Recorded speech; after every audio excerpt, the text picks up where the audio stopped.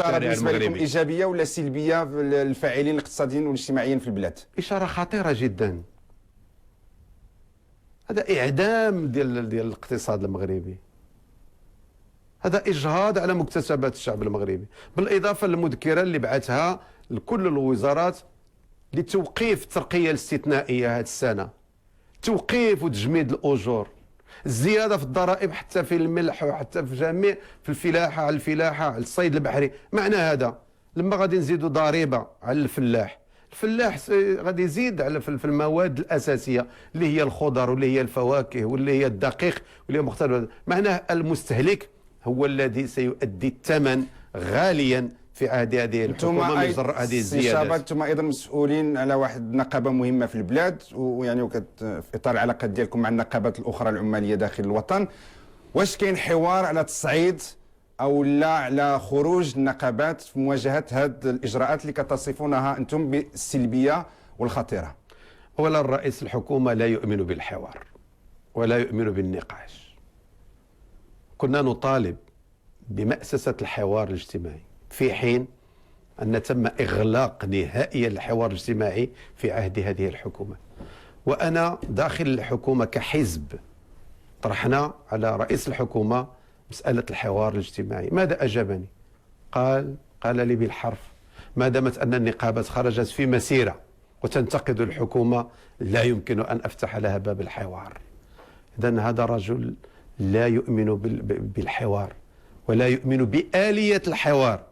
كيف أن نتحدث عن الحوار الاجتماعي وقد استفدنا في الحكومات السابقة من الحوار الاجتماعي كشعب؟ شنو العمل كنقابات؟ ولكن اليوم شنو غتعمل هذه النقابات؟ إذن شنو غتعمل هذه النقابات؟ والنقابات الآن مع كامل الأسف الحركة النقابية أظن أنه عليها اليوم أن تتوحد أكثر وأن تتفق حول برنامج ومطالب متفق عليها من طرف المركزيات النقابية الجادة من أجل مواجهة هذا المد. لأن ما يسمى بالإصلاحات داخل هذه الحكومة هي إفساد لكل العمليات وتراجع المكتسبات ديال الشعب المغربي والطبقة العاملة. تكلمتوا على الحكمة داخل في العمل السياسي بصفة عامة. السي كريم غلاب رئيس مجلس النواب، ما يمنع السي كريم غلاب اللي ينتمي للحزب ديالكم انه يقدم الاستقاله؟ لان دابا الحكومه والاغلبيه ما بقاتش الاستقلال متواجد فيها، علاش ما يقدمش الاستقاله ديالو؟ وتعطيو المثال انتم في الحكمه. رئيس الغرفه الثانيه هو من المعارضه. الدستور واضح، هناك ولايه تمتد لنصف الولايه التشريعيه ويتم انتخاب الرئيس الجديد شهر ابريل المقبل. الا كانت الامور غاديه بطريقه عاديه، دابا الامور ما غاديش بطريقه حكومه جديده اغلبيه جديده. لا، هذا دستور، هذا قانون، هذا قانون ما يمكنش نخرقوا القانون من اجل ترضيه اي احد. اذا نحن بالنسبه الينا البرلمان شيء والحكومه شيء اخر، ولهذا بالنسبه الينا لا نتفاوض من داخل من اجل رئاسه البرلمان قدر ما اننا نتفاوض حول مناصب حكومية. إذا التفاوض حزب استقلال مع المناصب من أجل المناصب الحكومية كان من أجل إنجاح تجربة ومن أجل إنقاذ الوطن، ولم يكن من أجل كراسي معينة. السيد رئيس الحكومة عبد الإله بن كيران أيضا الأمين العام ديال حزب العدالة والتنمية كيصرح دابا في بعض القنوات الفضائية بأن الحزب ديالو العدالة والتنمية ما عنده حتى شي علاقة مع الإخوان المسلمين، وبانه ماشي حزب اسلامي، هو حزب سياسي. ولكن انتم في الميثاق ديالكم ديال المعارضه مازال كتقولوا هذا حزب ظلامي، وانتم صرحتوا مجموعه ديال المناسبات بان هذا حزب يعني ديني وحزب اسلامي وعنده علاقه مع الاخوان المسلمين. لا، اولا هناك تضارب في التصريحات بين قاده هذا الحزب. نائب رئيس حركه الاصلاح والتوحيد في تصريح علني قال بالحرف ان هناك فرع يقوم بالدور السياسي هو حزب العدالة والتنمية لفائدة حركة الإصلاح والتوحيد.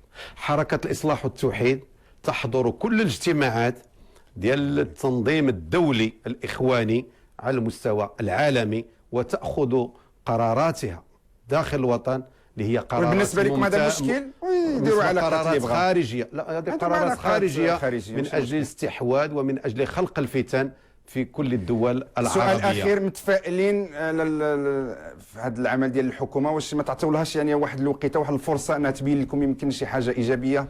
يعني ما تنزلوش عليها وتنتقدوها قبل ما تبدي الخدمة ديالها السي شباط. لا، عملنا السياسي راه واضح، عمل المعارضة واضح وعمل الأغلبية واضح.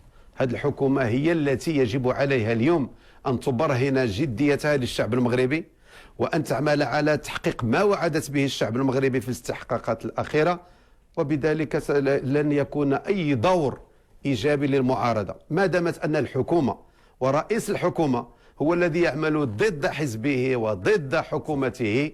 فهذا شيء نعتبره أساسي ولكنه خطير في نفس الوقت، لأن رئيس الحكومة يجب أن يشتغل كرئيس حكومة وليس كرئيس حزب، يجب أن يشتغل كرجل دولة وليس كرجل تنظيم لرافض الشعوب العربية والأمازيغية في كل دول العالم، وفشل في تدبير شؤون هذه الدول واستغل الربيع العربي بامتياز. كنشكركم سي حميد شباط اللي كنتم ضيف ديال الاحد ديالنا هذا الاسبوع، وسي حميد شباط الامين العام ديال حزب الاستقلال، الى وين عاد نذكروها واظن ان الجميع يعرفكم. كان اخواني اخواتي اقول لكم الى اللقاء في حلقه اخرى من برنامج ضيف الاحد. مع السلامه. الى اللقاء ان شاء الله.